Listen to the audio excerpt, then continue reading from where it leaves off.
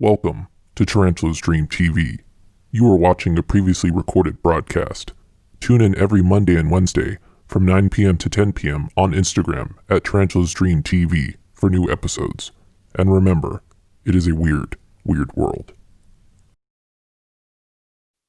It is intended for the entertainment and instruction of broad-minded adults only, and should not be played to or sold to minors under any circumstances whatsoever. Thank you.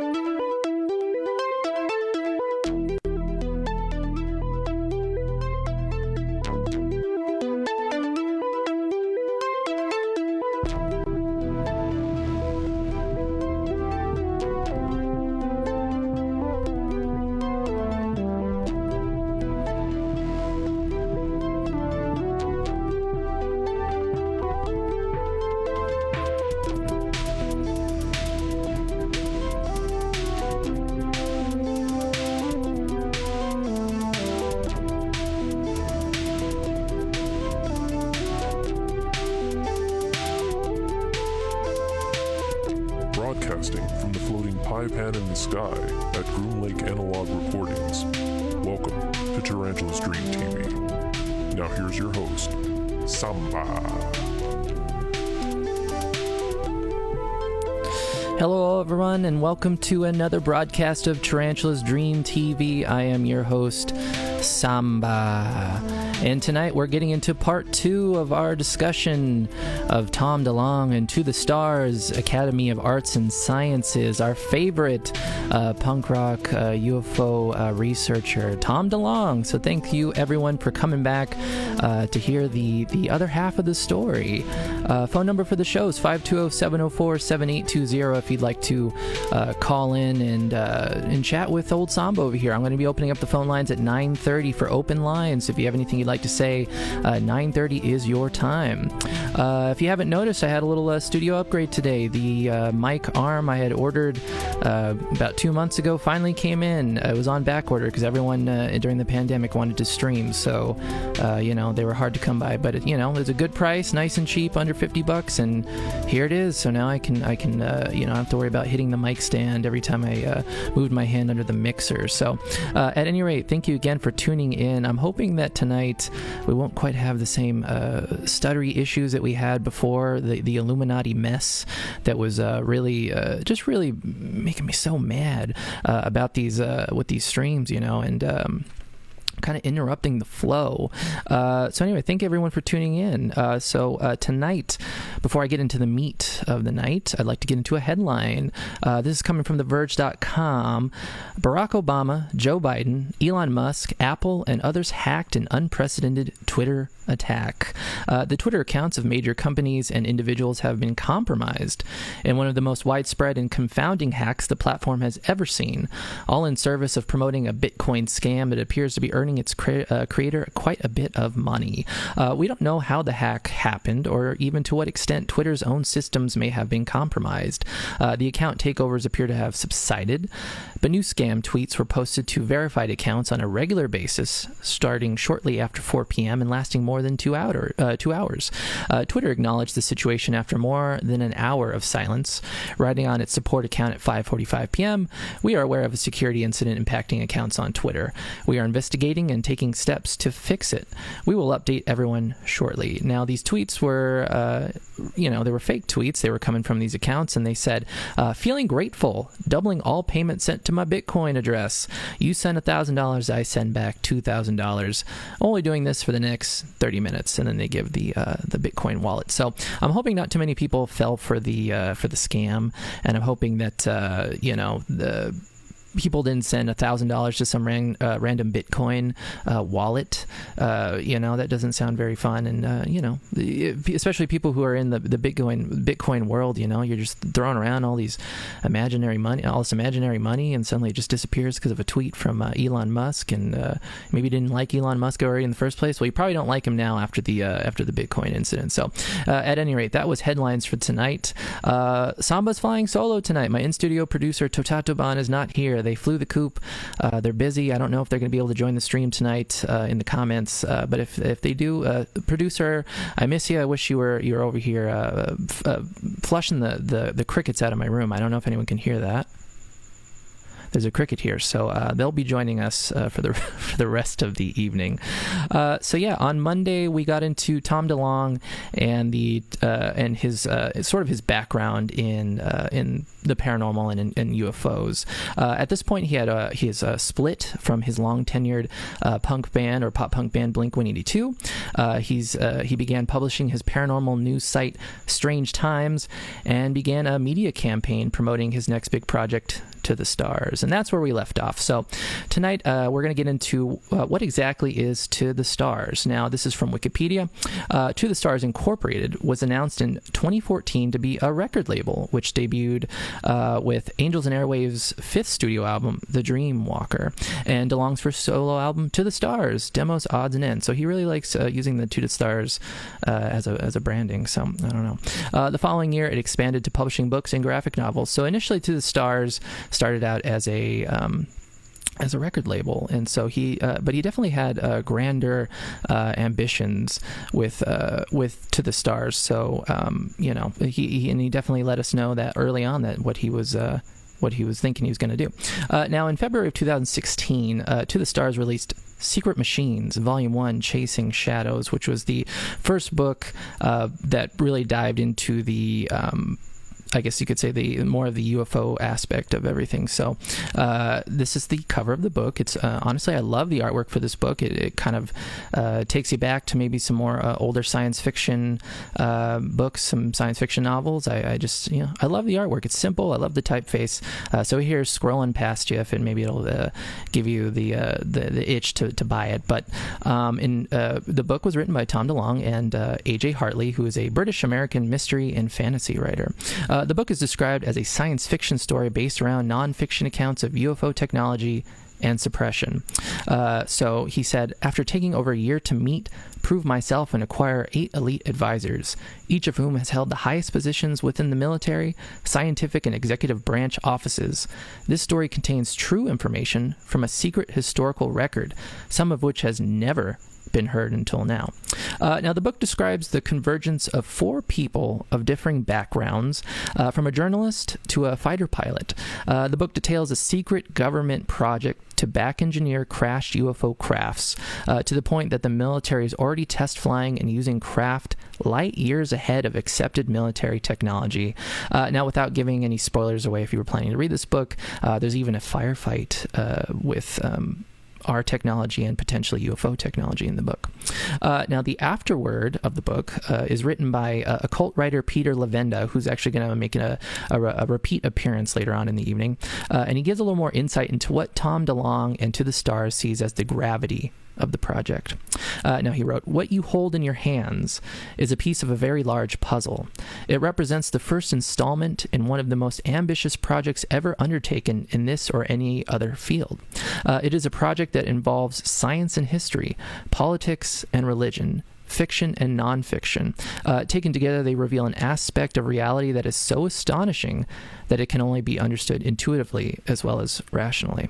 It is time we stop thinking of the people of the past as ignorant, as superstitious, as stone temple priests high on alkaloid fumes and druggy daydreams. They fought wars. They built monuments. They left behind their art and their literature and, yes, their science. Their math and their physics, astronomy and medicine were populated by gods and demons, by angels and jinn. And yet they were still able to build the pyramids using this crazy calculus of consciousness and desire. We can learn from them. In fact, we must." I read the book when it came out. I was really excited to get into the whole story with Tom DeLonge and the To the Stars and his opinions on what the UFO agenda was. I mean, leading up to the to the release of the book, like I said on the last show, he was doing a lot of interviews, a lot of podcasts. He did a episode of Coast to Coast AM where he was interviewed by George Knapp. That was one of my favorites when it came out, and so he built up a lot of hype behind this book and kind of what it was going to mean for the To the Stars branding. And as well as his opinions on the UFO agenda. It's a good book. It's definitely less of a science fiction book or a science book and more of a thriller and an adventure novel. So if you're into adventure and maybe an espionage and a thriller, I would get this book. It is very good. It's pretty dense, pretty thick, pretty fat, so it's definitely not a weekend read. Probably it might take you a week. I don't know. If you read it every day, maybe you could finish it in a couple days. I don't know. But I give it my 2 thumbs up. In fact, I'll do it right now. There we go. 2 thumbs up. So, in my opinion, I say you should check out this book. Now, before I get into more of Tom DeLonge, I want to check the comments and see how everyone's doing tonight. So, Bourbon Jim. Hello, Bourbon Jim. Thanks for tuning back into the show. Las Muletas. And now to the exciting conclusion of Blink 181 and Aliens. Sure, Blink 181. Yes, Kain Casita. Hello, Wooden Tooth Records. Oh, hello, Wooden Tooth Records. Waving. Old Adamant. Oh my God, that mic sounds so much better. Oh yes, I've had this mic kind of in my mic drawer for a while, but I didn't have a mic muff for it. My mic muff, the foam was all chewed up and disgusting. So now it's not so disgusting. This new mic muff. So thank you for noticing. Wooden Tooth Records. Is anyone else having glitch problems? Never mind, it's better now. Yeah, I'm hoping the glitch issues resolve themselves. I'm debating on switching out of Instagram. So the longer I keep doing these streams, this is actually stream number 14, which is kind of blowing my mind. The more I feel like I want to move away from Instagram, just because the way I have to get these streams on the air is kind of it's a real pain in the butt. So I might be going to YouTube or something in the near future. Swindlevich, hello, and Trial and Error Collective, hello as well. Glad you're all here on the stream and ready to party. Anyways, back to Tom DeLonge and To the Stars. Now, To the Stars, as an entertainment company, has released various other books, also written or co-written by DeLonge, including Cathedrals of Glass, Poet Anderson, and Strange Times. So he is releasing a lot of books through the To the Stars branding, so there's definitely no shortage of stuff to read from Tom DeLonge. Now, a year later, in March of 2017, To the Stars releases the second book in the Secret Machine book series, and it's called Secret Machines Gods, and here's the cover of Gods for you. Also a pretty cool looking cover, but it kind of follows sort of the same style as the other book. So they release Secret Machines Gods. Now, it's the first in a non-fiction companion series. Now, this is co-authored with Peter Levenda, who wrote the afterword of the first book. And the book details information given to DeLonge by his advisors in the government and military.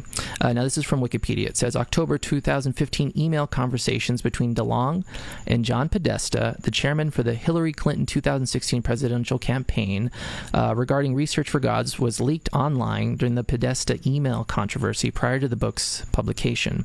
After the leak, DeLonge stopped using Podesta as a source for the book. So, I had mentioned John Podesta before in the past in regards to conspiracy theories and whatnot. In fact, it was on the Illuminati and pop stars and celebrities episode. I talked about John Podesta and the Pizzagate kind of controversy that I'm definitely not getting into. But yes, Tom DeLonge was very lucky to kind of get out of the Podesta email leak pretty much unscathed in regards to no one has tied him to Pizzagate. No one has tied him to child trafficking, thankfully. Please, not our pop punk baby.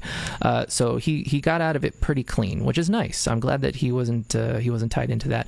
But the good thing about the Podesta emails was that it did shine a light on the fact that Tom DeLonge wasn't lying when he said that he had contacts in the government and in former administrations helping him disseminate the information that he was beginning to do on a wider scale. So this kind of helped prove his case that he had connections in high places. Now, the book, Secret Machines, Gods. Now, throughout history, these are essentially kind of the bullet points of the book. The book isn't quite as long as the first book, the non-fiction fiction book, Chasing Shadows, but it is the wording and the way it is written is a little. You really have to already have knowledge of history, of ancient cultures, and kind of the I guess you could even say the ancient astronaut theory already to kind of fully grasp what they're talking about. But anyway, the book says that throughout history, the interaction between UFOs and humanity is being dubbed the phenomenon. So industry insiders, government officials, and throughout the book, the whole alien agenda is essentially being referred to as the phenomenon. The book takes the position of most ancient astronaut theorists, namely that throughout history, UFOs have been contacting the human race in various forms, whether it be visions in the sky of various deities, near-death experiences, or in actual physical reality. So all these, ghost stories and NDEs, near-death experiences, and seeing, your chosen God in the sky, Tom is asserting that those are all part of the same phenomenon, and it all has to do with UFOs. Now, it says that alien entities are not from this dimension, so it does get into the sort of multi-dimension aspect of UFO theory. It also says that the practice of magic, throughout history, has allowed humanity to contact these otherworldly beings in their own spiritual realm, and that ancient shamans were essentially doing the same thing as modern practitioners when attempting to communicate with them. So it's saying that people who practice ritual magic, chaos magic, sex magic, sigil worship, the whole shebang-a-bang, essentially the practice of magic in and of itself was handed down essentially from shamans and people from the past who use these practices to communicate with aliens or UFOs or extraterrestrials. Ancient alien beings fought each other, with various human civilizations fighting alongside with them. The stories of the Nephilim are true. Now, the Nephilim are the offspring of angels and humans creating giants. Now, I know this is a biblical thing, that if you read in Genesis, I believe that they talk about the Nephilim and that they were sired from fallen angels falling in love with human women and God casting them out and, making these Nephilim who are giants. The story of Samson and Goliath. Goliath was, in certain circles rumored to be a Nephilim. So apparently those stories are true, which in essence might mean the Bible is true. But anyway, in essence, aliens are sort of neutral in their motives, but lean more towards being malevolent and have masked their identities throughout history as gods. So in summary, DeLong has said the entire UFO phenomena is about multiple gods that fight amongst themselves and by design factionalize mankind into different religions to step back and let us fight each other because it has other things it wants to accomplish, and we don't notice them because we're too involved fighting each other. Our government knows this and knows that the others are instigating wars amongst mankind. Now, the others are the name that the government has given the UFOs. It's a little unclear on whether or not since Tom does believe that there are multiple races of UFOs. It's unclear if they just refer to the entire species of aliens or UFOs, extraterrestrials, as the others, but that's essentially throughout the book they're referred to as the others. Now, there is an occult connection to the phenomenon as well, and the government is still trying to understand what it is, but it is unclear exactly what the connection is beyond communication. So the occult is definitely tied into the UFO phenomena. So essentially the book dives deeper than what I'm able to boil down here for the show. So if you're interested in the topic and you're interested in the book, I definitely would read it, but it is it's kind of a difficult read. Once you're in the middle of it, I would say it's hard to put down, but getting into it, it's a little difficult just because of how again, you have to kind of have some knowledge of the UFO story, of ancient history, of ancient cultures, to really get kind of the true message, or kind of really pick apart what they're saying and understand it. Even I still, when kind of going back to this book, because I read it when it came out, I'm still a little confused on exactly what they were trying to say with some of the connections that Peter Levenda and Tom DeLonge were making. But essentially, if you're familiar with ancient astronauts and you're familiar with Eric von Daniken's theories, who wrote he wrote a lot of books in regards to the theory of ancient astronauts, then you're kind of in the right territory of what they're getting at. Essentially, UFOs, aliens, extraterrestrials have repeatedly throughout history kind of meddled in with humanity, going so far as that they probably created us in some capacity. Now, I would say that the book and the theories proposed seem well researched and are linked to various cultures throughout history. Essentially, they paint humanity as a sort of cargo cult. Now, a cargo cult, it's a mouthful, was used as a metaphor in the first chapter. Now, it's a cargo cult is when an ancient civilization sees technology foreign to them, and they begin to worship the technology and the bringers of said technology as gods. Most famously, the uncontacted tribes in New Guinea, witnessing American and Japanese planes during World War II flying overhead and dropping cargo for their troops, who they began to worship and would build makeshift airplanes and landing strips in an attempt to bring blessings to their tribes. So essentially, humanity, in their words, is a cargo cult where throughout history, all these rituals that that ancient cultures do and have done that were passed down are essentially us trying to mimic what we saw the others doing.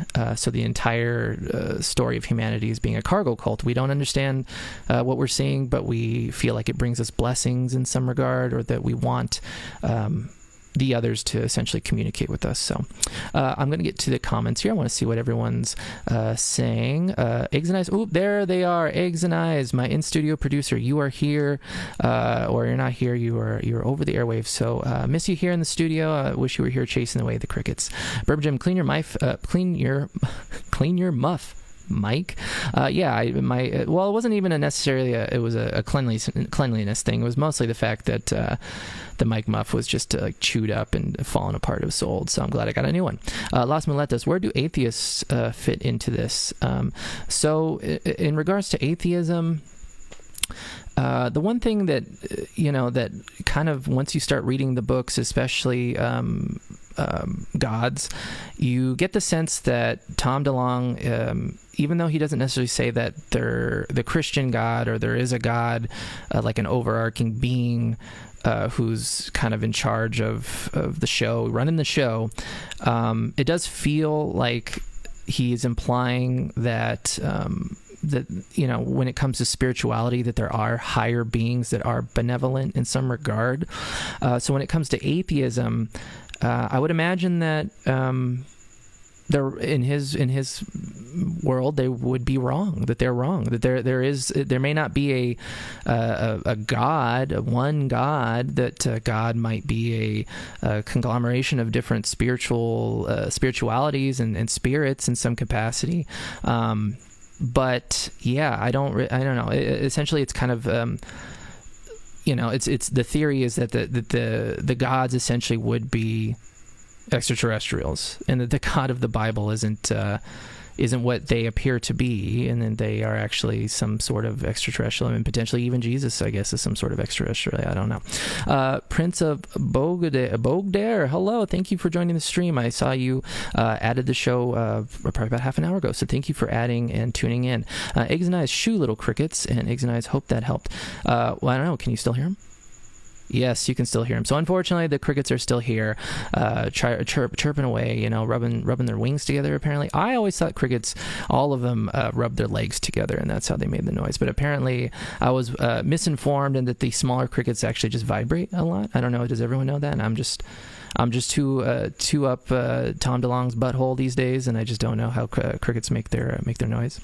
So anyways, the time is 9:24. I am going to take a break in a few minutes to play the song of the night and kind of get to some music, and then I'm going to open the phone lines at 9:30 for open lines. So if you have any questions or anything you'd like to comment on, or if you just want to say hi to the lone Samba here in the studio, the phone number is 520-704-7820, and if you're on on a stream and you're calling, please make sure to turn down the stream because there is a delay, and you're not gonna be able to hear yourself over the stream at the same time. So please turn down your, I guess you can say, your radio. So back to the comms real quick. Honeycomb Viper, the crickets are very soothing, very summer ambient. That's a very positive spin on the crickets. In fact, I hope that my in-studio producer takes that opinion and runs with it, because I actually don't mind the crickets at all. I think they're fine. I know that apparently they're like germ vectors, and they're just as germy as like cockroaches, I guess, but say Olivia, I don't know. Anyway, so the song of the night, it's coming from a new band, new locals. They're called the Green Teas, Teas. So not like the white tea. What was it? Plain white teas? No, it's the Green Teas. The song is from their 2020 debut album, Effectual Healing. The song's called Marathon, and like I said, at 9:30, the phone lines will be open lines. So if you have any questions, or if you just want to say hi, or if you just want to tell a story about a cricket adventure you had, that is the time to do it. So I will see you all in a few minutes. Enjoy the Green Teas.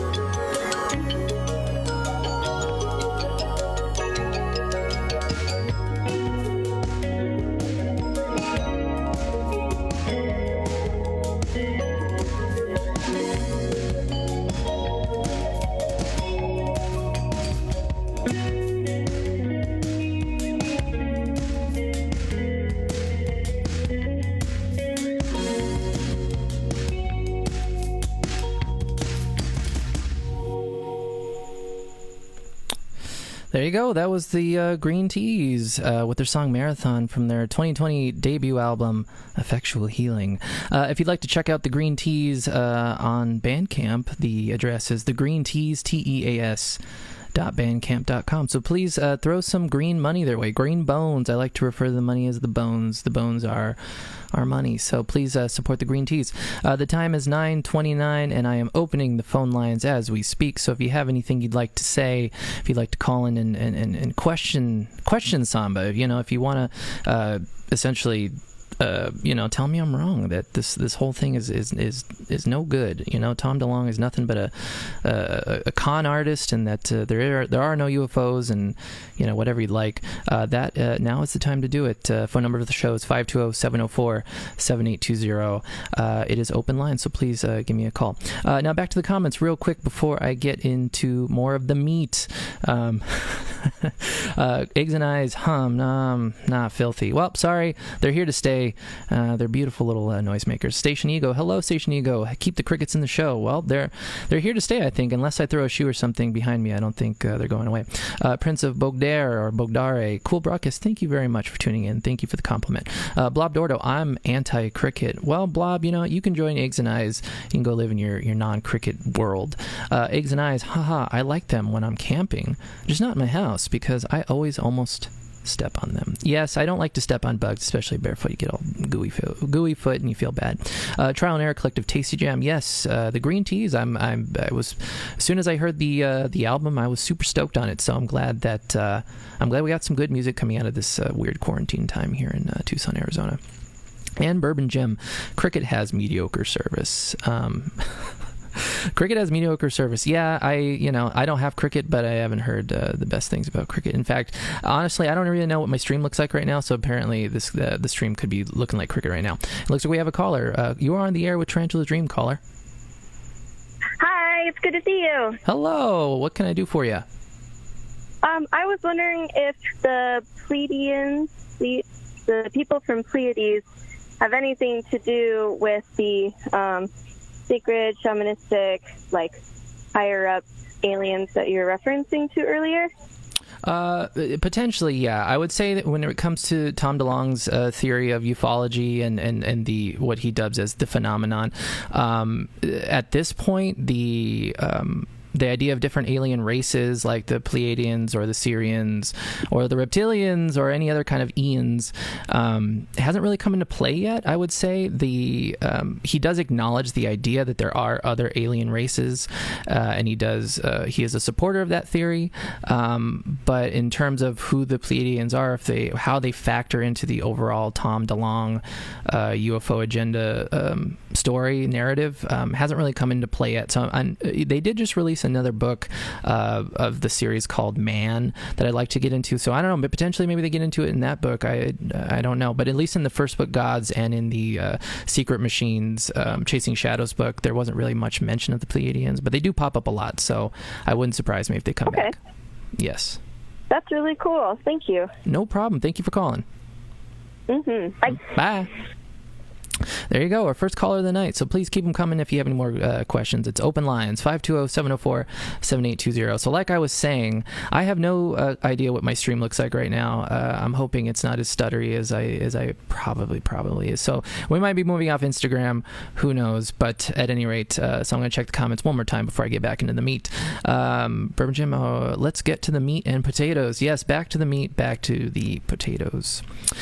So when I left off, we were talking about Secret Machines, Gods, and I was mentioning that it's still a little confusing exactly the connections they're making. They seem really well researched, and I wouldn't I'm not saying that that it's confusing just because I don't know what they're talking about. It's just mostly that I'm definitely not a history buff, and this book kind of comes across as you have to know a lot about history. But a website, UFOdisclosurePK.com, which is a website that's described as dedicated to understanding multiple aspects of the phenomena from historical events, past scientists and doctors, and reviewing the latest news on the subject of UFO and extraterrestrial life. Now, I found this website while doing the research on this using my favorite search engine, DuckDuckGo, and in fact, I did find out that DuckDuckGo does sponsorship. So at some point, if anyone on there has any connections to DuckDuckGo, please let them know that they are my favorite research search engine to use over Google.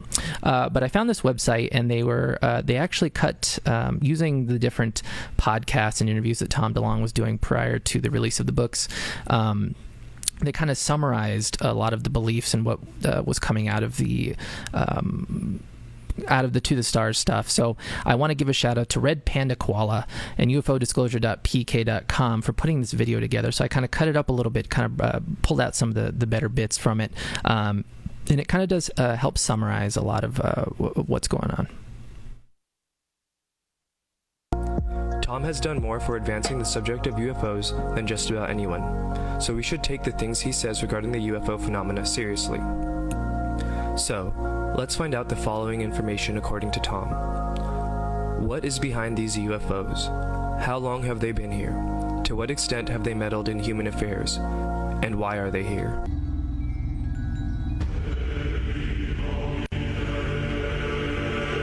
Tom DeLonge claims that the universe is teeming with life.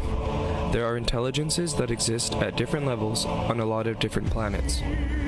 Different groups of intelligent life seem to be interested in Earth and in humans. Tom DeLonge says his advisors do not call the UFO phenomena aliens, but refers to them as the others. The others have been on this planet since the beginning, containing both extraterrestrial and interdimensional aspects. They're in our oceans, they're on our moon, and they might be underground in certain places. It is believed that they genetically modified primates on this planet to create humans, and perhaps we are their property. Tom's advisors say that these beings have sporadic contact with humanity, and for whatever reason, the others are interested in instigating wars between different groups of humans. The reasoning behind this is unknown, with some in the government believing that they feed off of the negative energy created through human suffering, and others believing that they simply instigate conflict for entertainment. If humans are busy killing each other, they are not looking up. The Greek gods, the Roman gods, the Hindu pantheon, and even some of the entity encounters in the major Abrahamic religions did happen, but not in the way that humans at the time believed. Tom's advisors say that cattle mutilation and human abductions are a very real part of the phenomena, and that the animal and human sacrifice that is so prevalent in early cultures is man's hope of enticing their gods. To directly quote Tom on the phenomena, the entire UFO phenomena is about multiple gods that fight amongst themselves and by design factionalize mankind into different religions to step back and let us fight each other because it has other things it wants to accomplish, and we don't notice them because we're too involved fighting each other. Our government knows this. It knows that the others are instigating wars amongst mankind. There's a component related to human consciousness that we have a lot to learn about and understand. There are aspects of the phenomena that are connected to what we consider the occult, and a lot of this stuff will seem like magic to people. It's very complex and difficult to comprehend, and the government is still actively learning about it. But the fact is, there is a physical phenomena. There are biological bodies. There are crashes. So yes, that was UFOdisclosurePK.com. That was a video they uploaded to YouTube, so it's still there if you search for UFO Disclosure PK, I believe, or Red Panda Koala is the YouTube channel. So if you look it up, there's actually a part 1 of that video that kind of dives into Tom DeLonge's history and sort of what would make him a credible person on the subject of UFOs and the UFO agenda. But yes, I loved how succinctly and kind of how they made it more, you can understand it now. But I do have some more information that has come that is also from the video, but it is also kind of pulled from different sources. So throughout the 1940s and 50s, multiple UFO crashes occurred. Now, due to these crashes, the Department of Defense and the CIA were created to further the investigations of these beings and crashes. These crashes were said to occur to give humanity new technology in a bid to create tension among different countries, giving rise to better weaponry. So this kind of plays into Tom's assertion that the UFOs, for the most part, are sort of, what's the term? They're malevolent, but also sort of neutral. So the fact that they're giving humanity technology with the pretense that we would use it as weaponry against each other, that doesn't sound like good news. Now, the Soviet Union, China, and Germany are all said to have their own UFO crashes, potentially allowing them to also harvest new technology. The Cold War was used as a pretense for the U.S. and the Soviet Union to allow them to build up their arsenal to defend against the others. So the Cold War wasn't so cold because of tensions amongst the Soviet Union and the U.S. It's mostly it was tensions amongst us and the others, apparently. Now, the 1962 Starfish Prime nuclear test was the first time we were able to bring down a UFO ourselves through the EMP, or the electromagnetic pulse, created by the nuclear detonation. Now, what was the 1962 Starfish Prime nuclear test, if you don't know. Now, it was conducted in July 9th of 1962, a high-altitude nuclear test conducted by the United States, a joint effort of the Atomic Energy Commission and the Defense Atomic Support Agency. It was launched from Johnson Atoll and was the largest nuclear test conducted in outer space, and one of 5 conducted by the U.S. in space. A Thor rocket carrying a W-49 thermonuclear warhead and a Mach 2 re-entry vehicle was launched from Johnson Atoll in the Pacific Ocean, about 900 miles west of Hawaii. The explosion took place at an altitude of 250 miles above a point 19 miles southwest of Johnson Atoll. It produced a yield equivalent to 1.4 megatons of TNT. The explosion was about 10 degrees above the horizon, as seen from Hawaii at 11 p.m. Hawaii time. So apparently with this nuclear test, we were able to bring down a UFO. So we learned that they are not, they can't defend against EMPs. And now EMPs have been, I've been hearing a lot about EMPs throughout the years and how essentially any country, if they really wanted to take down, the U.S. or whatever, because of our poor electrical grid, that if they just detonated an EMP above different parts of the country, they could totally take out our electrical system. So a lot of electronics are susceptible to EMPs, and apparently so are UFOs. Now, the Apollo 11 moon landing conspiracies were created in an effort to divert attention away from the actual problem. The question isn't whether we actually went to the moon, but what we found there when we got there. So I brought this up, I believe, in the second episode about UFOs in space and sightings from former and current astronauts.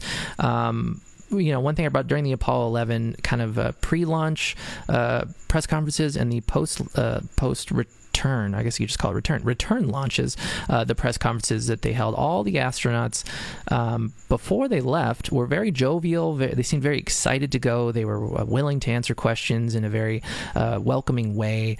It was very nice. They were serving their country and going beyond the bounds of the planet Earth. And then when they got back, you can tell that they seem a little less enthused about the mission and what it meant. And they look somber and upset. So, there could be something about this Apollo 11 moon conspiracy in regards to what they found up there. The rumor is that when they got there, there was a secret non-broadcast transmission from the astronauts to mission control saying that they were seeing UFOs or extraterrestrials on the moon in a crater. So potentially that's true.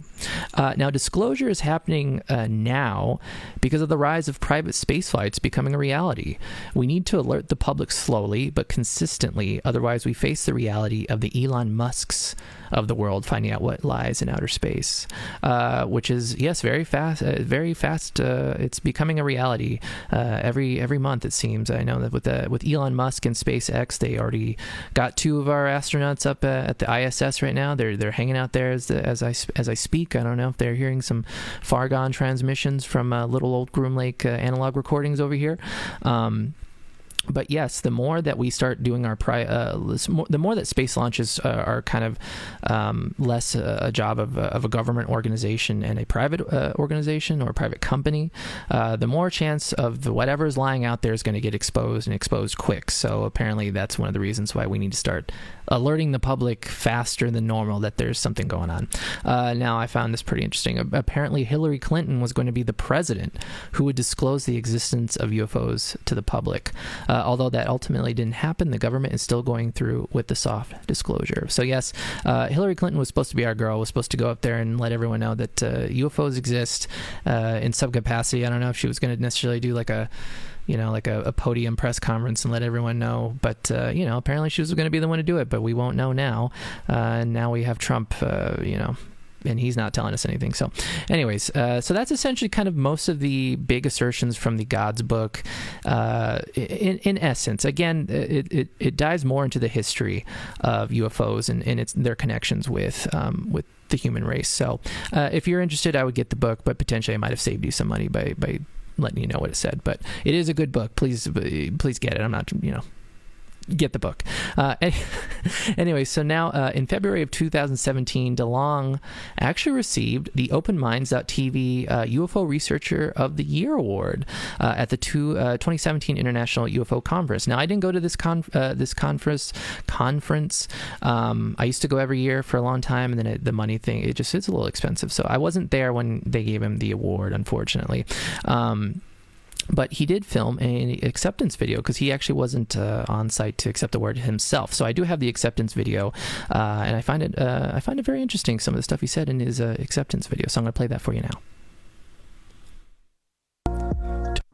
Hello, I'm Tom DeLong, and I want to say thank you for acknowledging some of the hard work I've been putting into some subject matter that concerns us all and that you're passionate about, just like I. It's been a crazy whirlwind of a year or two. There's a lot that I can't say, but there's some that I can. And I'm so appreciative that I've been acknowledged for this stuff, but I'm not done. I'm just like you guys. I've spent 20 years up all night reading about Roswell, Dulce, Serpo, Churchill, the crashes here, Nazis building craft there, and Antarctica, and what's on Mars, and what's on the back of the moon, and structures, and anomalous this, and I mean, I've done it all. I know it all. I read all the same authors as you guys, hundreds of books. I look at all the same sites. I listen to all the coast-to-coast stuff that you guys do. I'm the same.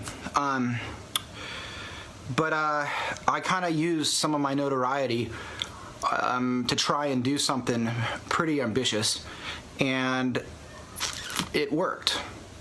I came out and told you guys about a book I was writing called Secret Machines, and I said a bunch of stuff that I was working with some people. Well, I think a lot of people doubted it, and they thought it was crazy that this musician would have this kind of access. And then the WikiLeaks thing happened, and I think you guys saw that I'm into some serious shit, and I'm making really good progress. I can't tell you what I'm about to announce. If you look at my social media, at least on my Instagram, you'll see that I said there's going to be an announcement in like within the next 60-ish days. I want you all to know in the UFO community that, you know, whoever's passionate about this kind of paradigm-shifting subject matter, I need you all to look really, really closely at that announcement, and I need you to be a part of it. Because what that announcement is about is so much more than it will look like on the surface. And I need you guys to come along for the ride. You have to be a part of it, and you'll see what that means when the announcement comes out.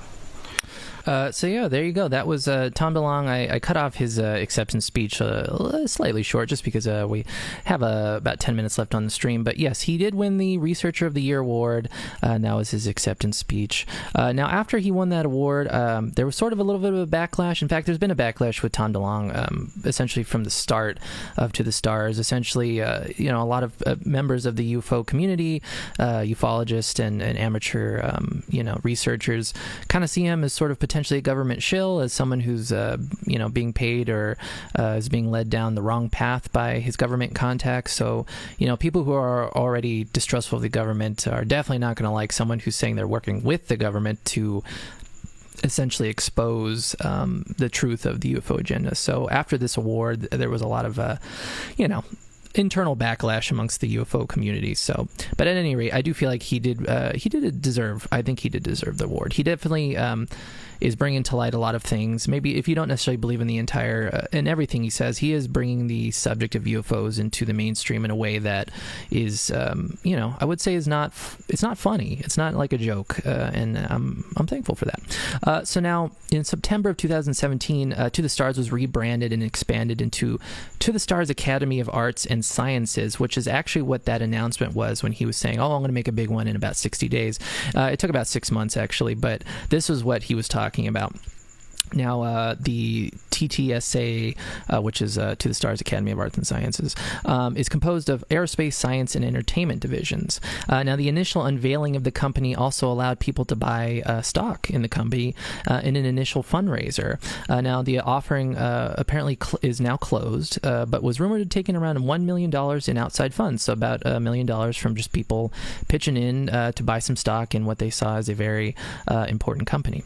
Now, the board consists of DeLong as chairman of the board, co-founder Dr. Hal Puthoff, who has 50 years experience as a research scientist at General Electric, co-founder Jim Semivan, who's a former operations officer for the CIA's Directorate of Operations, and executive Louis Elizondo, a career intelligence officer with the U.S. Army, Department of Defense, National Counterintelligence Executives, blah, blah, blah, and many more members of the military and intelligence field. Now, at this point, TTSA, their public-facing projects, there's two of them. One of them is called The Vault and Scout. Now, Vault stands for Virtual Analytics UAP Learning Tool, UAP standing for Unidentified Aerial Phenomena, which aims to be the world's most comprehensive intelligence tool for collecting, analyzing, and reporting unidentified aerial phenomena, with Scout being the mobile app where users can log, track, and upload videos of UFOs or UAPs. Now, the Vault will use proprietary AI to find patterns and data from Scout and cross-reference information from other global databases to find answers in places we couldn't see before. And their second project is called the ATOM Project, which stands for Acquisition and Data and Analysis of Materials, which focuses on the collection and scientific evolution of material or material samples obtained through reliable reports of advanced aerospace vehicles of unknown origin. So it's a big mouthful, but ultimately, the ATOM Project is studying what are reportedly materials, metals that are potentially from crashed UFOs or from UAPs or extraterrestrials. So that's what the ATOM Project is doing. Now, in July of 2019, TTSA came into possession of some potentially exotic materials that were rumored to be from a crashed UFO. Now, as of this broadcast, there hasn't been any new info on what the materials were confirmed to be and what exactly is being done with them. But according to Wikipedia, Steve Justice, To the Stars' COO and former head of advanced systems at Lockheed Martin's Skunk Works, said in a statement that the structure and composition of these materials are not from any known existing military or commercial application, and that the materials would be studied in an attempt to reverse engineer them. So apparently at this point, the ATOM Project is already, they're already in possession of some UFO materials, and they're going to be researching them, and hopefully we'll hear what those are soon. Now, apparently the company paid $35,000 for the metals. Now, this is from a press release from TTSA. They said the ownership of these assets, which were previously retained and studied by investigative journalist Linda Moulton Howe, are reported to have come from an advanced aerospace vehicle of unknown origins. Now, apparently Linda Moulton Howe, the investigator they bought the pieces from, got the samples from Art Bell, my favorite radio host, who was the original host of Coast to Coast AM. Now, apparently he lent them to her, and then she he's unfortunately passed on, and she sold them to TTSA, so now they are in possession of those. Now, this was big news when this happened, but in October of 2017, TTSA entered into a cooperative research and development agreement with the United States Army Combat Capabilities Development Command. And now apparently this 5-year contract will focus on inertial mass reduction, mechanical structural metamaterials, and electromagnetic metamaterial waveguides, quantum physics, quantum communications, and beamed energy propulsion. So essentially, any findings from the materials that TTSA is testing and technology obtained or developed by TTSA in relation to camouflage or energy propulsion, that will be shared with the U.S. Army. Now, what's interesting is the U.S. Army contacted TTSA to make the deal, not the other way around. So the Army were already aware of TTSA. I mean, honestly, if Tom DeLong has all these military contacts, it wouldn't surprise me that they're already aware of the company. So they're they're working together. So if the conspiracy theorists were already up in arms about Tom DeLonge potentially being a government shill, this probably didn't sit very well with them either. Now, lastly, TTSA and the History Channel have teamed up to produce Unidentified Inside America's UFO Investigation, a TV series detailing their findings and investigation into the UFO subject. The series stars DeLonge, Elizondo, and Chris Mellon, former United States Deputy Assistant Secretary of Defense for Intelligence. The show was recently renewed for a second season. So I actually haven't checked that show out. So if anyone in the comments has seen the show and would like to chime in and let me know how it is, I'd like to know your opinion. I'm definitely interested in watching it. I just haven't had the time. So now I only have about 5 minutes on the stream. The last thing I wanted to get into real quick. So in December of 2016, the New York Times released 2 articles. It released 2 Navy airmen and an object that accelerated like nothing I've ever seen, and glowing auras and black money, the Pentagon's mysterious UFO program. Now, the articles were released in conjunction with some UFO footage that was released by TTSA that they were able to get permission to release, and now these videos, and I feel like a lot of us have probably seen them, but I do have a little supercut. What I'm going to do is I'm just going to read the comments while I play these videos over that. But these videos were acknowledged actually this year, by the Pentagon as legitimate. They came out and said, "Yep, those are real UAPs. We're not saying they're extraterrestrials. We're just saying they are unidentified aerial phenomena." So what I'm going to do is I'm going to play these while I read the comments as the show is just about done. So yes, over here in the comments. Eggs and I is true, though. Eggs and I as humans equal to self-involved. Damn, what a burn. I mean, I think we're finding that out now with COVID and the fact that no one wants to wear a freaking mask. So, yeah, humans are really too self-involved and too selfish. Last Mulette, that's just like Ghostbusters, too. Are you talking about, what was it, the baby? Is that the one with the baby who they're trying to put the spirit inside of the baby or something? Is it Vigo or something? I don't know. One Tooth Records, they feed off the bad vibes, not chill. Yes, the bad vibes are the worst. Eggs and Eyes, NPR always plugs DuckDuckGo. Samba, they have your sponsorship plug. All right, if anyone is in the NPR community and has any connections, please let them know. I need that DuckDuckGo money. Kite Casita, do EMPs travel in space? I don't know, actually. That's a good question. I will research that and get back to you over DM. Prince of Bogue Dare, there's a little emoji. I don't know what that is. My screen, it's really small on my screen, but I'm sure it's a good emoji. Blob Dordo, the grid is getting fixed. Yes, I know you're an electrician, so thank you for working on and the electricians at large fixing this bloody grid. We really don't need it to be going down anytime. Prince of Bogue Dare, wow, he's such an expert. Don't know. Yeah, I'd say with the video, the acceptance speech, he's not quite, he's a humble man, but he just wants us to know he's just like us. Eggs and Eyes, Quantum Leap. Yes. Oh, yes. I'm Ziggy over here. I'm just trying to figure out what's going on. Anyways, that's the end of the show. Thank you, everyone, for tuning in. I really appreciate everyone showing up to the streams, even when they're going a little haywire with the internet. I think it's just an Instagram thing, to be honest, because it looks so good over here on my end. But Instagram is a real turd when trying to get to stream, not using their app. I will be back next week on Monday and Wednesday. I'll have the schedule up at the end of probably by Friday. I'll have a new teaser video for what we're going to be talking about next week. The phone number is always open for voicemails, and I do listen to them, and I will play them on a show if you'd like. Phone number is 520-704-7820. Please, everybody, if you have to go out, wear a mask, social distance if you can, and remember, it is a weird, weird world. Take care.